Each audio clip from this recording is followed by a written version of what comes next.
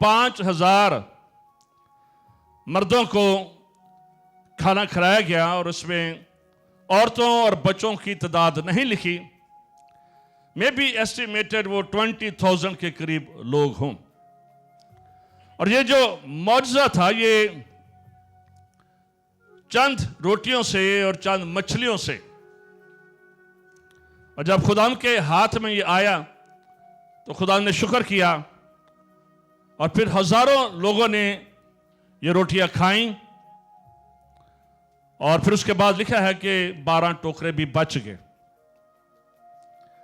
इस मौजज़े ने खुदाम यीशु मसीह की शोहरत को आप कह लें कि और 4 चांद लगा दिए, क्योंकि ये बहुत बड़ा एक मिरेकल था और सबको पता था कि ये ऐसा हुआ है। वैसे भी यीशु मसीह के पीछे हमेशा हजारों की तादाद में लोग रहते थे। तो इस मौजज़े के बाद यीशु के पीछे आने वालों की और तादाद बढ़ गई और लोगों ने देखा कि जो मसीहा है ये हमें रोटी दे सकता है, हमारी भूख मिटा सकता है। इस बात को याद रखें कि एक वक्त था कि पाकिस्तान में भी किसी कायद ने यह रोटी, कपड़ा और मकान का नारा लगाया था और उस लीडर ने बड़ी मकबूलियत हासिल की थी और आज भी लोग उसको याद करते हैं। तो यहां पर भी यीशु मसीह ने जब इनको रोटी दी तो यीशु मसीह और इनके बीच में फेमस हो गए। और जब आप इस सारे चैप्टर को पढ़ते हैं, आप पढ़े लाजमी, तो लिखा है कि उन लोगों ने यीशु मसीह को बादशाह बनाने की कोशिश की, किंग बनाने की कोशिश की कि ये वो असल बादशाह है जो हमारी रोटी पानी को, हमारी जरूरतों को पूरा कर सकता है। लेकिन बुनियादी तौर पर यीशु का बादशाह बनने का इस जमीन पर कोई मकसद नहीं था, क्योंकि वो पहले ही अजली बादशाह था। और जिसकी वजह से फिर यीशु मसीह इस मौजे के बाद एक तरफ हो जाते हैं, एक साइड में निकल जाते हैं, शागिर्द एक तरफ निकल जाते हैं, मसीह एक तरफ निकल जाता है, क्योंकि लोग इस तार में थे कि यीशु को किंग बनाया जाए, बादशाह बनाया जाए। इसलिए आप कह लें कि यीशु इस बात से एक तरफ होते हुए एक तरफ को निकल गए, भीड़ एक तरफ निकल गई, शागिर्द एक तरफ निकल गए। लेकिन उसके बावजूद ये जो पब्लिक थी ये इस कोशिश में थी कि यीशु को तलाश करें कि यीशु कहां पर है। चूंकि यीशु बिल्कुल अलहदा हो गए थे, इसलिए इस पब्लिक ने फिर से उन्हें तलाश कर लिया। और जब यीशु से मुलाकात होती है तो यीशु ने फिर उनसे गुफ्तगू की कि तुम मुझे इसलिए नहीं ढूंढते हो कि तुम्हारी जिंदगी में मौजज़ात हो, तुम्हारी जिंदगी में ये हो, तुम इसलिए मुझे ढूंढते हो ताकि तुम और रोटियां खा सको। यहां पर जो एक बड़ी पब्लिक थी, जो भीड़ थी, ये इस बात के लिए यीशु के पीछे थी कि चलें, हमें रोटी मिलती है, मछलियां मिलती हैं, 4 दिन आराम से निकल जाते हैं। तो इसलिए यीशु मसीह ने भी उन्हें क्लियर करा कि तुम्हें मेरी बात नहीं थी, असल में वो रोटियां जो तुम्हें खिलाई हैं, उन रोटियों को तुम ढूंढते हुए तुम मेरे पास फिर से पहुंच गए हो। तो लगता यह है कि रोटी शुरू ही से प्रॉब्लम रही है। आज भी बहुत सारे हम देखते हैं कि बंदे इकट्ठे कर रहे हों तो लिख दो आपको लंच दिया जाएगा, डिनर दिया जाएगा, आराम से बंदे 4 इकट्ठे हो जाते हैं। आज के दौर में भी बंदों को इकट्ठा करने का जो बेहतरीन नुस्खा है वो रोटी पानी है। किसी प्रेयर मीटिंग में आए या ना आए, लेकिन जो रोटी है ये हमेशा इंसान की जरूरत रही है। और लगता है आज से 2000 साल पहले भी, उस वक्त भी लोगों की शायद यही नेचर थी। और यीशु ने, आपने पढ़े जाकर, यीशु ने उससे क्लियर कहा था कि तो रोटियां लबदे फिरदे पे, इसलिए तो मुझे तलाश कर रहे थे कि यीशु कहां पर गया है, क्योंकि यीशु के साथ रहेंगे तो यीशु से हमें रोटी मिल जाएगी। मैनी टाइम शायद बाज़ औक़ात कई लोग चर्च में इसलिए आते हैं, शायद चर्च हमारी जिस्मानी जरूरियात को पूरा करे। और यीशु ने बड़ा क्लियर करा कि तुम इस रोटी के पीछे जो फानी है, क्यों इतनी दौड़ लगाते हो, क्यों इतने तुम पीछे आए हो इस रोटी के लिए। तो ये रोटी बाज़ औक़ात बड़ा काम खराब करती है, हमें खुदा से दूर ले जाती है। रोटी जरूरत है। यीशु के दौर में और हमारे माशरे में भी आज भी जो मेन डिश है वो रोटी है। बेशक एपिटाइजर आ गए, स्वीट डिश आ गई, बाकी रोस्ट आ गए, कढ़ाइयां आ गई, बहुत कुछ आ गया, लेकिन हमारे कल्चर में और यीशु मसीह के उस कल्चर में जो मेन डिश होती थी वो रोटी होती थी। इसलिए लोग रोटी की उस वक्त भी तलब रखते थे। और अगर हम सिर्फ रोटी ही का जिक्र करें तो अगर एक बंदा दिन में 6 रोटियां खाता है ना, तो एक साल में 2190 रोटियां खा जाता है।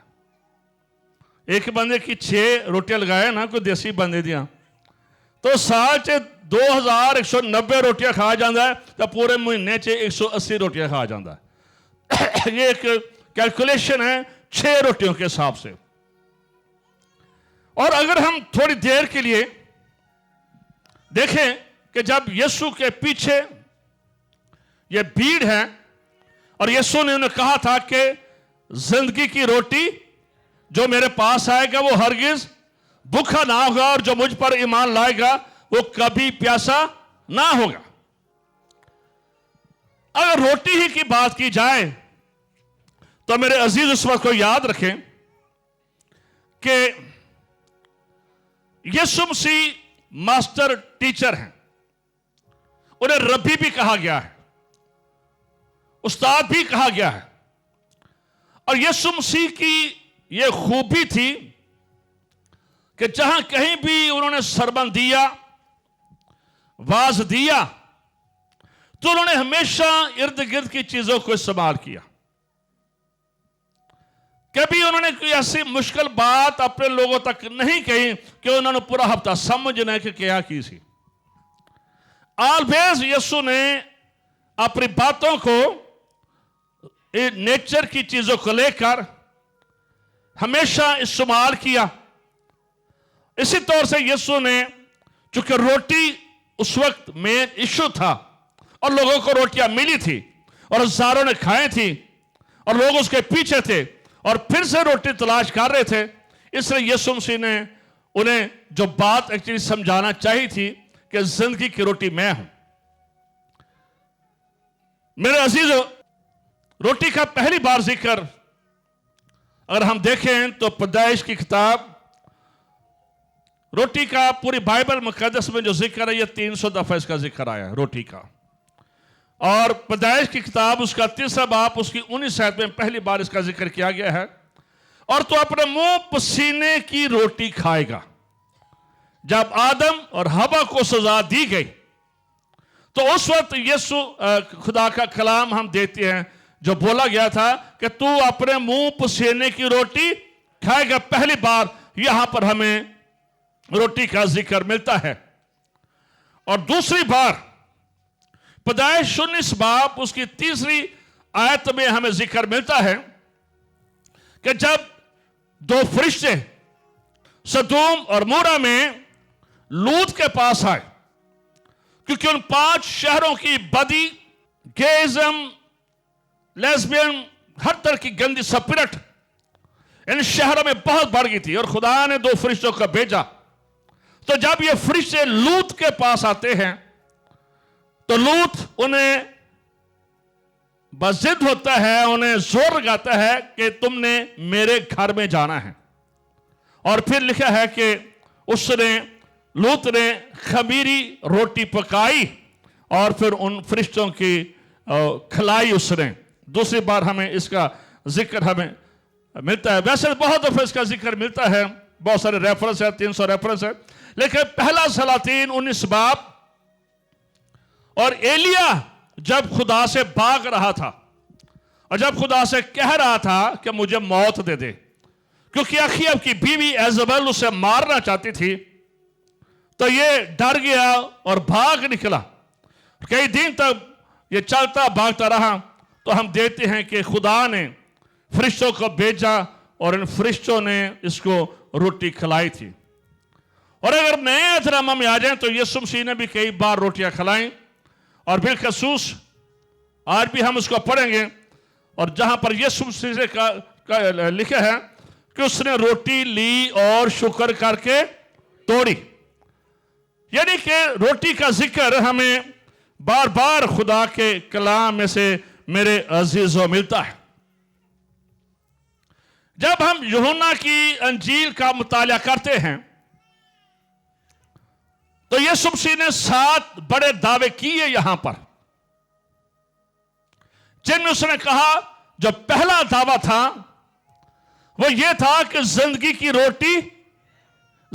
की रोटी मैं हूं। अगर इसको हम खरूज 3 बाब उसकी 14 आयत पढ़े तो वहां पर लिखे है कि जब खुदा और मूसा की बातचीत हो रही थी तो मूसा ने खुदा से कहा कि तू मुझे कह रहा है कि मैं बनी इस्राएल को छुड़ाऊं, तो ये लोग कैसे मेरा इत्बार करेंगे कि किसे मुझे भेजा है, मैं किस अथॉरिटी से नहीं छुड़ा सकता हूं। तो फिर खुदा ने कहा था कि वहां पर लिखा है, मैं जो हूं सो मैं हूं। क्या नाम बताया था? मैं जो हूं सो मैं हूं। जब यीशु ये कह रहे हैं कि जिंदगी की रोटी मैं हूं, तो इसका मतलब है यीशु मसीह उन यहूदी कौम को, उन लोगों को, ऑडियंस को ये बता रहे थे कि मैं वही हूं जो मूसा पर जहर हुआ था, मैं वही हूं जो जारी में जहर हुआ था, और मैं ही वो हूं जिसका ये दावा है कि जिंदगी की रोटी मैं हूं। हालेलुया, मैं ही वो हूं।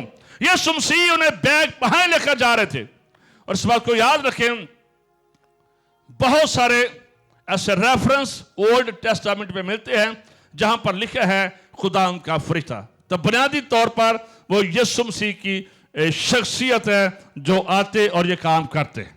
और इसलिए हम देखते हैं कि यीशु मसीह ने अब यहां पर उस कौम को जो रोटियां ढूंढ रही थी तो कहा कि मैं वही हूं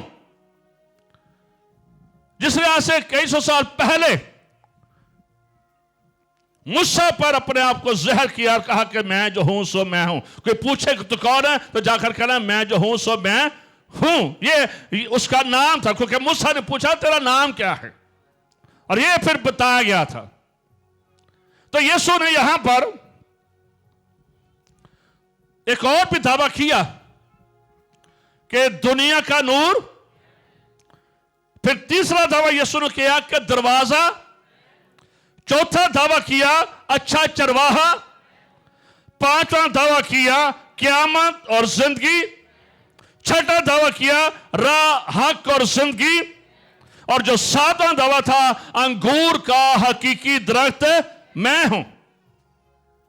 यह दावे यूहन्ना की अंजील बुनियादी तौर पर ये इस बात के लिए लिखी गई कि यीशु मसीह को यह साबित किया जाए कि वो खुदा है। इसलिए यहां पर बार बार मैं जो हूं, मैं जिंदगी की रोटी हूं, मैं क़यामत और जिंदगी हूं, मैं दरवाजा हूं, बार बार इस बात को हाईलाइट किया गया ताकि लोगों की इस बात की समझ आ जाए और पता चल जाए। ये दावे यीशु मसीह की शख्सियत को, अलूहियत को बयान करते हैं कि वो क्या कुछ है। मेरे अजीजों, यह भीड़ यीशु मसीह को ढूंढती है, तलाश करती है, उसके पीछे आती है। और इस बात को याद रखें कि यीशु ने बार बार इन्हें यह बात दी कि तुम उस रोटी के पीछे हो जो फानी है, जो फानी है। आज भी दुनिया उन चीजों के पीछे है जो फानी है, खत्म होने वाली है। यीशु उन्हें जिस्म से निकालकर रूहानी बनाना चाहते थे, उनकी सोच को खत्म करना चाहते थे कि ये जिस्म से निकलकर रूह में आ जाए, लेकिन उनको समझ नहीं आ रही थी। वो सिर्फ रोटी को रोटी ही समझ रहे थे, जबकि मसीह का उसके पीछे बैकग्राउंड या जो आइडियोलॉजी थी वो फर्क थी। और यीशु मसीह ने बताया कि तुम्हारे बाप दादा ने आसमानी मन खाया, आसमान से रोटी आई, लेकिन उसके बावजूद वो बियाबान में मार के। आज लोग रोटी खाते हैं फिर भी मर जाते हैं। आज बहुत सारे लोग रोटी खाते हैं, मर जाते हैं। इसका मतलब है कि रोटी हमें जिंदगी नहीं देती है। जो दुनिया की रोटी है यह हमें जिंदगी नहीं देती है। लोग रोटियां खाने के बावजूद कैंसर हो जाता है, अस्पतालों में मर जाते हैं, घरों में मर जाते हैं, एक्सीडेंट में मर जाते हैं, किसी भी जगह पर मर जाते हैं। जो ये दुनियादारी की रोटी है यह जिंदगी नहीं देती है। जो असर रोटी है, जो यीशु मसीह है, जो खुदा का बेटा है, जिसको खुदा ने भेजा है, वो हमें रोटी दे सकता है। और उसका नाम ही क्रिसमस है, और वो ही यीशु मसीह नासरी है। इसलिए यीशु मसीह ने उन्हें क्लियर किया कि जिस रोटी के पीछे तुम लगे हो इसके लिए तरद्दद ना करो। तुम्हारे बाप दादा ने ये रोटियां खाई, लेकिन सारे बियाबान में ढेर हो गए। आज भी बहुत सारे लोग इसी रोटी को कमाना समझते हैं कि यह खुदा की इबादत है। जी, रोटी को कमाना कहते हैं ये खुदा की क्या है, तो ये इबादत नहीं है भाई। इबादत ये है जो आप खुदा के घर में बैठे हैं। इबादत ये है आप गीत गा रहे हैं, कलाम सुन रहे हैं, दुआ करेंगे, हदिया देंगे। इबादत ये है बाहर जाके बैठ जाते, दुकान से काम करके आ जाना, कोई चार कमरे रंग करके आ जाना तो मैं इबादत करके आया। इबादत नहीं जी, ये इबादत नहीं है। बहुत सारे लोगों की ये आइडियोलॉजी होती है कि करे जी असी बच्चों को रोटी खवानी है, भी इबादत ही है। वो तो जिम्मेदारी है, वो तो करनी है। जिससे ये इबादत नहीं है तो ये रोटी नहीं है। ये रोटी हमेशा तबाह करती है। इस रोटी ने 100 को तबाह कर दिया। इस रोटी और दाल के पीछे में उसने अपने टाइटल को खो दिया। ये रोटी बहुत सारे के ईमान को छीन लेती है। बहुत सारे लोगों की डॉक्ट्राइन बदल जाती है। रुपए पैसे की वजह से, पोस्ट की वजह से लोग ईमान का अच्छा हिस्सा छोड़ देते हैं। रोटी उन्हें ब्रीस की तरफ ले जाती है, रोटी उन्हें मौत की तरफ ले जाती है। इसलिए यीशु मसीह ने क्लियर करा कि जिस रोटी के पीछे तुम हो, यह रोटी तुम्हें ऊपर लेकर नहीं जाएगी। ये वाली रोटी सीधी गोरा कब्रस्तान च जाएगी। ये सीधे यहां उसे पीर उधाई वाले च जाएगी। क्योंकि लोग रोटियां खाते हैं, हमारे पता चली बंदा रोटी खांदा खांदा मर गया। इसमें कि ये रोटी हमें जिंदगी नहीं देती है। ये ठीक है, हमारी जरूरत है, खुदा ने इस सिस्टम को रखा है, लेकिन ये सब कुछ नहीं है। यीशु को पास जब इब्लीस आया तो उसने कहा था इन पत्थरों से क्या क्या बन जाए, तो यीशु ने क्या जवाब दिया था कि इंसान रोटी ही से। तो वेरी सिंपल गल। इसका मतलब है कि जिंदगी रोटी में नहीं है, जिंदगी रोटी में नहीं। जब यीशु ये कह रहा है कि जिंदगी की रोटी मैं हूं, तो बुनियादी तौर पर यीशु कह रहा है कि मैं ही तुम्हें जिंदगी दे सकता हूं जब तुम मुझे अपनी जिंदगी में ले लोगे। मैं ही तुम्हें अब्दी जिंदगी दे सकता हूं, या मैं ही तुम्हें हकीकी जिंदगी दे सकता हूं। यीशु ने यहां पर 5-6 बातें इस पूरे रेफरेंस में कही। सबसे पहले मैं फिर से बताना चाहता हूं कि यीशु मसीह ने हमेशा सिंपल चीजों को लेकर इस्तेमाल किया, क्योंकि ये लोग रोटियों के पीछे थे, रोटियां नहीं सारे इकट्ठे हो गए सन, तो यीशु मसीह ने कह दिया था जिंदगी की रोटी मैं हूं। उस चीज को लेकर यीशु मसीह ने साबित किया। और पीछे इसके जो थार था कि मैं हूं सब कुछ, और उससे पहले कहा मैं हूं नूर, मैं हूं अंगूर, मैं हूं।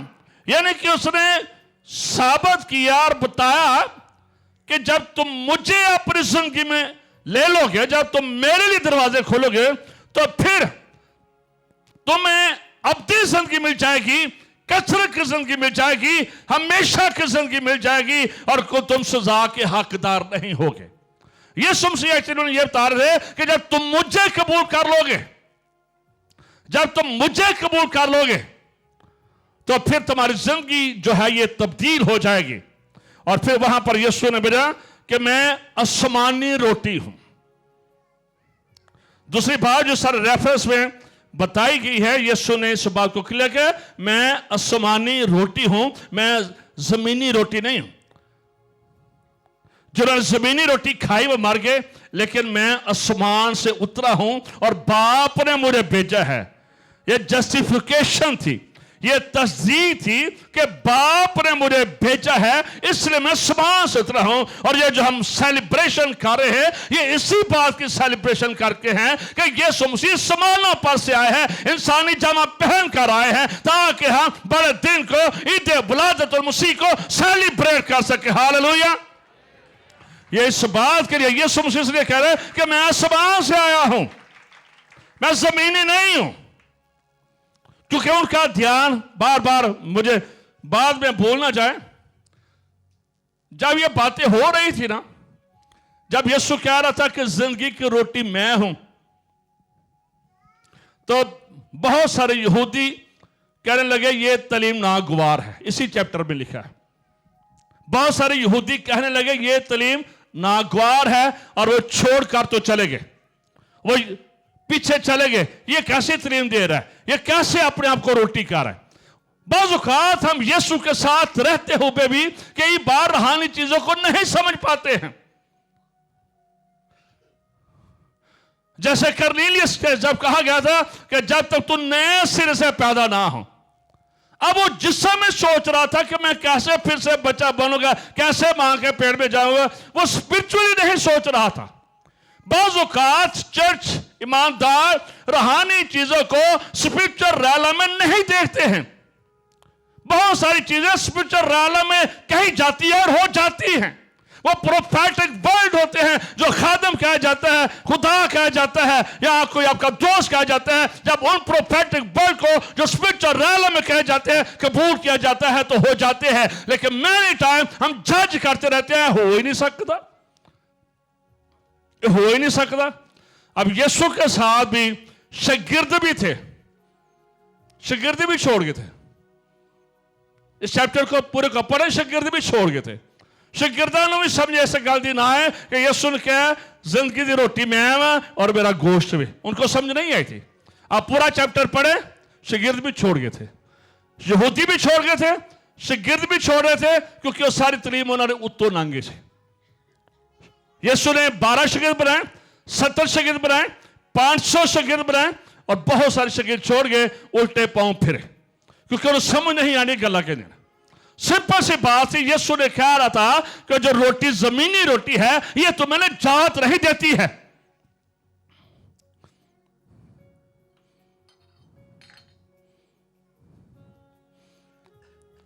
आज भी हम इस रोटी को खाएंगे, लेकिन इस बात को याद रखें, ये हमें निजात नहीं देती है, शरबानी में निजात नहीं है, सैक्रामेंटों में निजात नहीं है। ये हमें करने चाहिए, हमें इसमें शामिल होना चाहिए, यीशु ने यही बता रहा था कि तुम जो रसूमात करते हो साल्वेशन उसमें नहीं है, तुम ये जो इधर फसा मनाते हो निजात उसमें नहीं है, तुम ये जो चीजें करते हो निजात उसमें नहीं है, निजात है तो मुझ में है। इसलिए मैं ये कहता हूं कि जिंदगी की रोटी मैं हूं, जो कि मुझे लेगा मुझे खाएगा वो हयात अब्दी हासिल कर लेगा। ये हमें होना चाहिए इसमें शामिल, शहरबानी में यीशु के खून को लेना चाहिए। लेकिन इस बात को याद रखें, जो मेन है वो यीशु मसीह खुदा का बेटा है। हालेलुया। नजात उसमें है, हमेशा की जिंदगी उसमें है, शिफा उसमें है, मौज उसमें है, बरकत उसमें है, हर तरह की प्रोविजन उसमें है। जोरदार तालियां खुदा यीशु मसीह के लिए।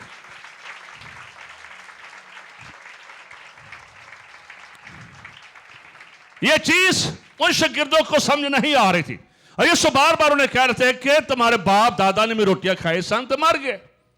अब ये उसके जो आगे ग्रैंड चिल्ड्रन थे ये भी अब उन्हीं रोटियों के पीछे लगे हुए हैं और रोटियों के पीछे यीशु मसीह के पीछे पेड़ है। चलो जी उथे आन जान का किराया भी लभे जाते हैं, टाइम की रोटी भी लभे, चलो जी इस्लामाबाद जाने। इब्लीस ने हवा और आदम को अट्रैक्शन दिखाई, बड़ा खूबसूरत फल दिखाया, बड़ा टेस्टी फल खिलाया, बड़ी मीठी मीठी गोलियां की। और तुसी एल्डरली रहो खा के देखो ना, तुसी डीकर रहो, तुम तो दुआ बड़ी सोहनी कर दो, तुम कलाम बड़ा सोहना कर, ध्याड़ी जी तलावत नहीं कहे की थी, तुम बिशप हो तो खाओ से तुम बिशप बन जाओगे। यही उन्हें क्या इब्लीस ने यही कहा, खाओ से तुम किसकी मानत बन जाओगे, खुदा की मानत। गल तो उठी आ गई ना, तुम बिशप बन जाओगे, तुम सिस्टम पादरी नहीं रहोगे, तुम बंदे तो चार वेखो निकलो तो सही ध्याड़े नाल आ गए। वो दिखाता है, बताता है, पांव उखाड़ता है। और हमेशा इस बात को याद रखें, इब्लीस हमेशा हमें जहर देता है, लेकिन वो जी अमेरिकन चॉकलेट नहीं काले रंग की होंगी ਉਹਦੇ ਚ पा के बड़ा टेस्ट देती है, खूबसूरत पैकिंग में खूबसूरत गना अंदर रखा होता है और फिर बागी आदम से निकाल देता है।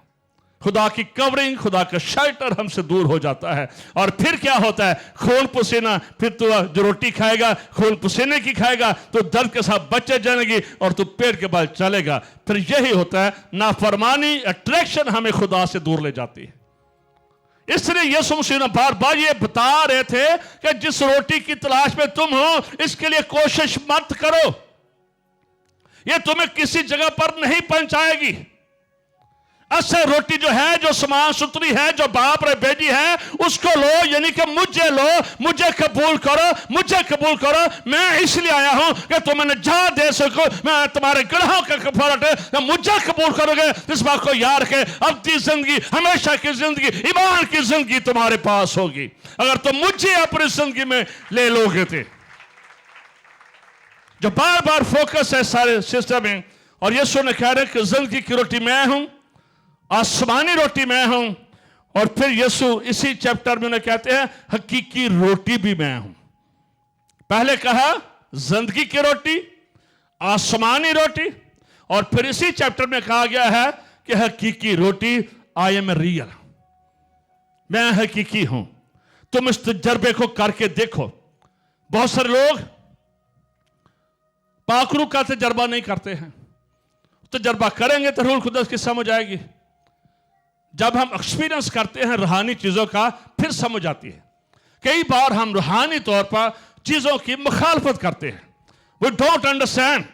लेकिन जब आप उस एक्सपीरियंस में से गुजरते हैं, जब आप खुदा को, खुदा यीशु को, खुदा पाकुरु को अल्लाह करते हैं, तो फिर पता चलता है नहीं यार इसकी एक और बात है। यीशु मसीह ने रूहानी तजर्बे से गुजारना चाहते थे, यीशु मसीह ने जिस्म से रूह की तरफ लाना चाह रहे, लेकिन ये बार बार उसी रोटी की तरह और वही पर बात अटकी हुई थी। और यही वजह थी, भीड़ भी छोड़ गई, यहूदी भी छोड़ गए और शागिर्द भी छोड़ गए, इस पूरे चैप्टर के ऊपर छोड़ गए, क्योंकि वो कह रहे थे कि इसकी जो बातें हैं ये अजीब है, ये अजीब थियोलॉजी है, ये अजीब डॉक्ट्राइन है। इंसान कैसे रोटी हो सकता है, इंसान कैसे गोश्त बन सकता है, इंसान कैसे अपना गोश्त दे सकता है, इंसान कैसे अपना खून पीने के लिए दे सकता है। इंसान ये तो मरियम का बेटा नहीं है, ये तो यूसुफ का बेटा नहीं है, फिर ये कैसे समान सुथरा है। उनकी जो फिरकी थी पीछे ही अड़ी पई थी।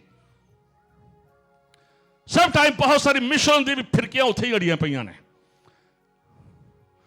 निजात नहीं पानी, पाक रूह का तजर्बा नहीं करना, खुदा के साथ रूह के साथ कनेक्टेड नहीं होना है, और जिसकी वजह से वो आगे नहीं जा पाते हैं। इनकी यही प्रॉब्लम थी। है यीशु के साथ है, तालीम हासिल कर रहे हैं, रोटियां खा रहे हैं, मछलियां खा रहे हैं। जो यहूदी लोग तो आगे मुखालफत में थे, यहां तक कि शागिर्द भी छट गए। उनको भी नहीं समझ आया कि ये क्या कह रहा है। यीशु बड़ा क्लियरली कह रहा था कि बाकी ये जिस रोटी के पीछे तुम हो, जिस फानी चीजों के पीछे तुम हो, ये खत्म हो जाएंगी, तबाह हो जाएंगी। मेरा एक्सपीरियंस करो, मेरे लिए दिल खोलो, मेरे लिए दरवाजे खोलो, तो फिर देखो तुम्हारी जिंदगी में कैसे नदियां बरते जारी हो जाएंगी। और फिर यीशु ने कहा था, जिंदगी की रोटी मैं हूं, आसमानी रोटी मैं हूं, हकीकी रोटी मैं हूं। और फिर इसी हवाले में लिखा है कि यीशु जो जिंदगी की रोटी है, यह सिर्फ एक फैमिली और एक खानदान के लिए नहीं है। मैंने क्या कहा जी? कि जिंदगी की रोटी एक खानदान और एक शख्स के लिए नहीं है, बल्कि इस रेफरेंस में लिखा है कि खुदा ने पूरी दुनिया के लिए इसे भेज दिया। खुदा ने दुनिया से ऐसी मोहब्बत की कि उसने अपना इकलौता बेटा किसको बख्श दिया। यही क्रिसमस बनाते हैं हम ना, यही ईद मिलाद मसीह बनाए। ये नहीं कि यीशु मसीह not for one person, not for one family, the whole world. यीशु सारी दुनिया के लिए रोटी है। वो सिर्फ मसीहियत के लिए रोटी नहीं है, वो सिर्फ यहूदियों के लिए रोटी नहीं है। हर मजहब, हर कबीला, हर कौम, हर खित्ता, उसके लिए वो रोटी है। इसलिए वो दुनिया को कहता है कि जिंदगी की रोटी मैं हूं। हालेलुया।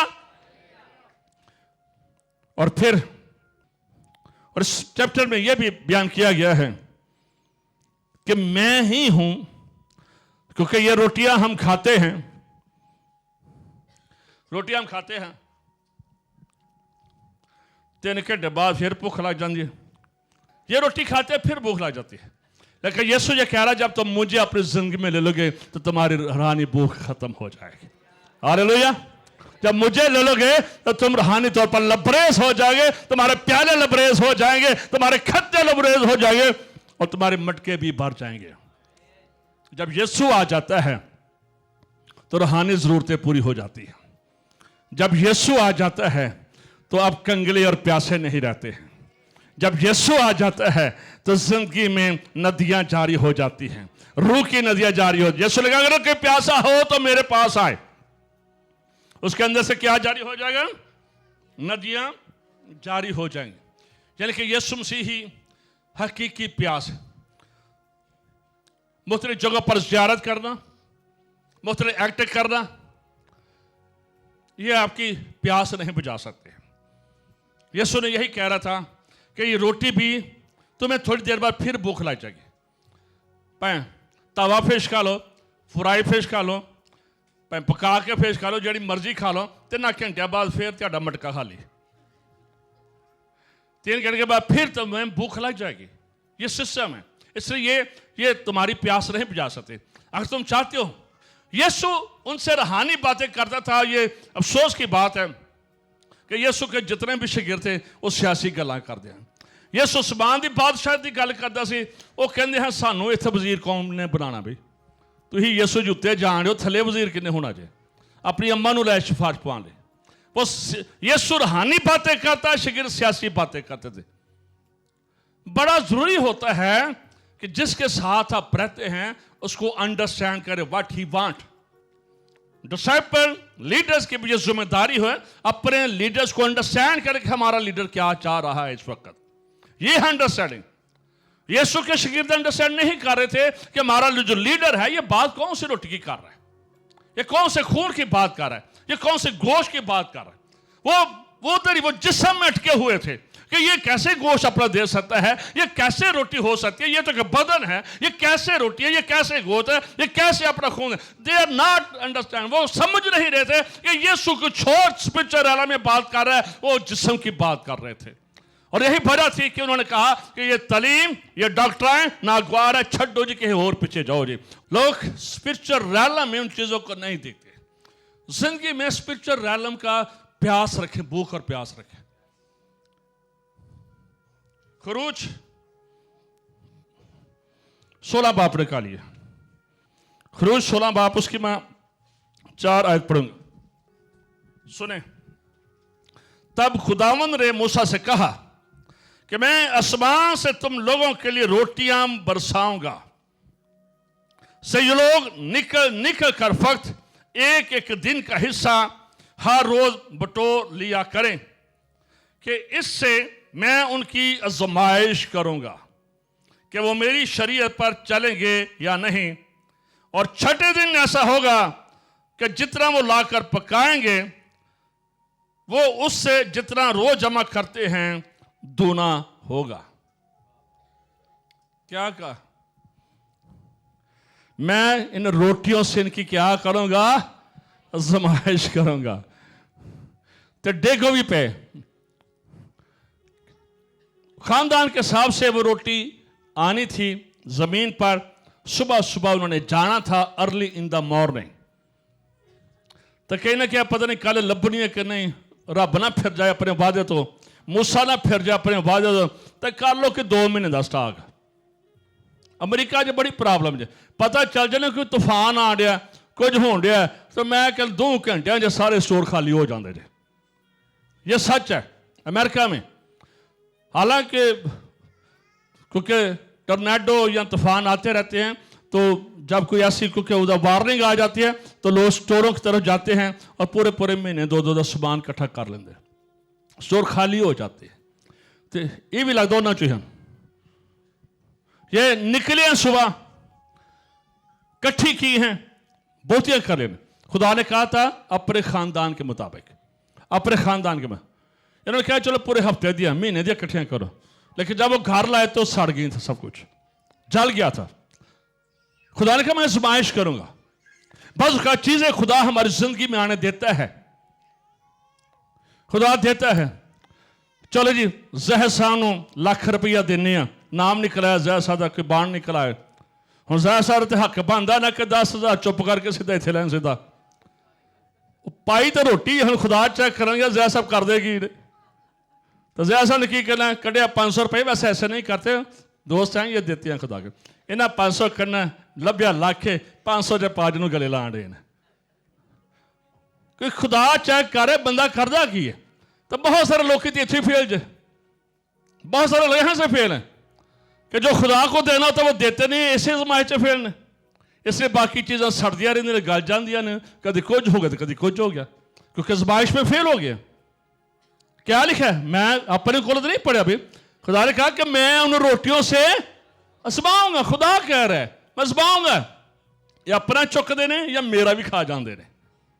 असी अपना भी खा जाने तो रब का भी खा जाने। 10वां हिस्सा रब का, तो बाकी बाद कहना पाठ साहब बरकत की दुआ करो, बरकत पारी की उसे करे नहीं। उस आजमाइश है ना, तो आजमाइश में फेल हो जाता। इतने फर्क 100 बंदा बैठा, 5 5 75 फेल जाए। मैं क्या बाकी वो दूजिया की भी रोटी, खुदा की भी रोटी खाई जान रहे। खुदा ने कहा मैं उन रोटियों से आजमाऊंगा। खुदा आपको चीजें देता है और देखता है, चेक करता है। किसी को 1 रोटी दी, किसी को 5 रोटी दी, किसी को 10 रोटियां दी, कि आप उसके साथ क्या बिहेवियर करते हैं, आप क्या सलूक करते हैं। आप एक में वफादार है, जो एक च वफादार है, खुदा कह 5 दो ठीक रहेगा, 5 ठीक रहे, चलो 100 दे रहे ठीक रहेगा। तो जो एक च बेईमान है उदार तो पिछे हो जाता है। ये आजमाइश पे फेल हो गए, ये आजमाइश पे फेल हो गए। रोटियां लेकर गए हैं, इकट्ठी की हैं, पढ़े सर चैप्टर को, वो सारी जाकर जल गई। और खुदा ने कहा था कि जो तुम छठे दिन जमा करोगे वो नहीं खराब होगी। खुदा का हुक्म था, क्योंकि अगले दिन सब्बत का दिन है, उस दिन तुम्हारी खुराक ज़ाया नहीं होगी। तो ये रोटियों से तो बनी इसराइल बियाबान में मर गए। क्यों? हजरत मूसा ये कहते हैं 70 वर भी थे, 80 वर भी थे, आखिर फिर भी वजह क्या थी? वजह क्या थी कि मूसा तो टीम जनाजी पढ़ाते रहते हजे। करिए दूर पता चला लूका मर गया, करिए दूर पता चला मत्ती मर गया, करिए दूर पता चला हरून मर गया, करिए दूर पता चला फलां मर गया। वे जनाजी पढ़ते सारे। यही वजह थी, लोगों की उम्र ज्यादा नहीं हो रही थी बियाबान में। क्यों?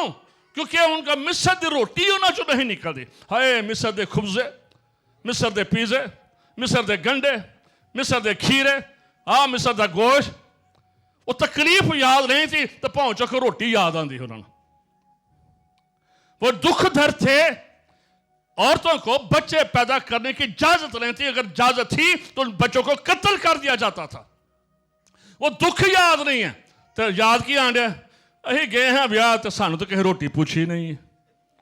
अं तो उत्थे खलो खलो के आ गया, ना सानू मिठे चौल लभे, ना कोई साडे वाल आया, वो तो अपने वाली तुरी जान डे। अं तो रोटी चो नहीं निकलते। अज भी वेख लो, सानू तो रोटी किसी पूछी नहीं सी, दाल होरी कहीं नहीं पकाई सी। आज लोग रोटी पीछे नाराज हो जाते हैं, रोटी की वजह से नाराज हो जाते हैं।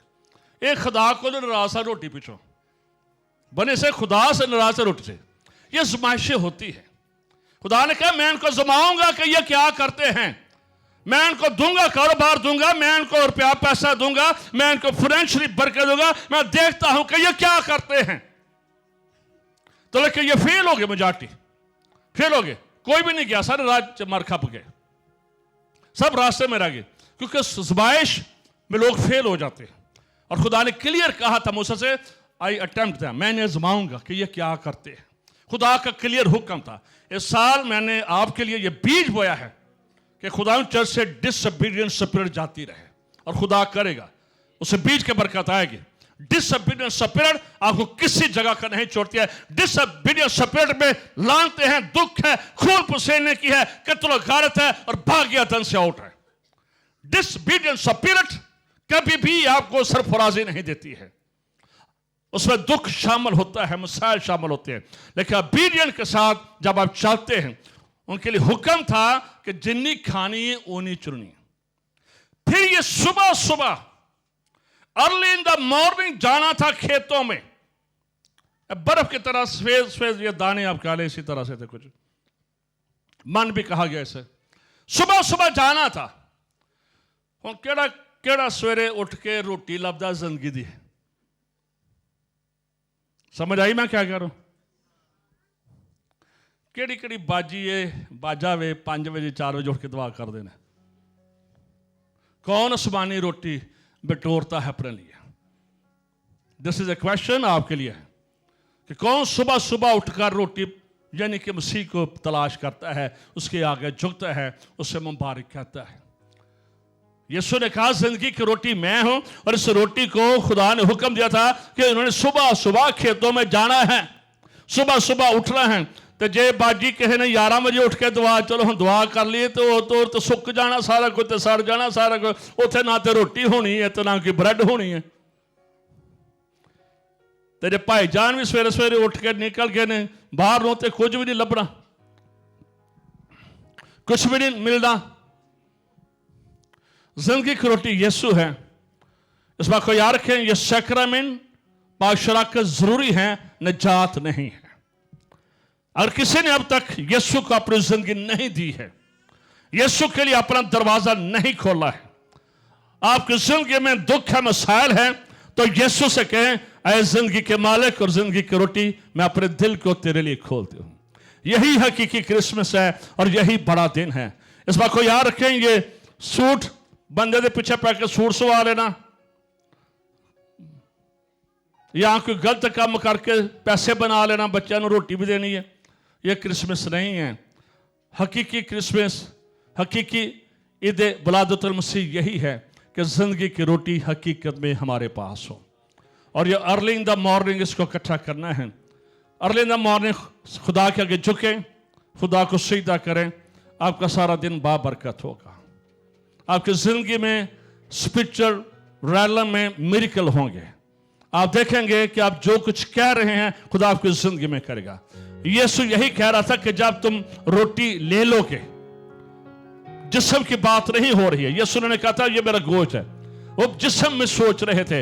यीशु रूह की बात करता था कि जब तुम मुझे अपनी जिंदगी में ले लोगे तो इस बात को याद रखे, मैं ही हूं जो तेरे बोझों को उठा सकता हूं, मैं ही हूं जो तेरी लांतों को उठा सकता हूं, मैं ही हूं जो तेरे भार को उठा सकता हूं, और मैं ही हूं जो तेरे टेंशन को दूर कर सकता हूं, मैं ही हूं जो तुझे अच्छी नींद दे सकता हूं, सुकून की नींद दे सकता हूं, तेरी जिंदगी में मौसम जारी कर सकता, क्योंकि जिंदगी की रोटी मैं हूं और मुझे बाप ने भेजा है ताकि भूखों के लिए, प्यासों के लिए, गैर कौमों के लिए मैं खुराक बन जाऊं, हमेशा की जिंदगी बन जाऊं।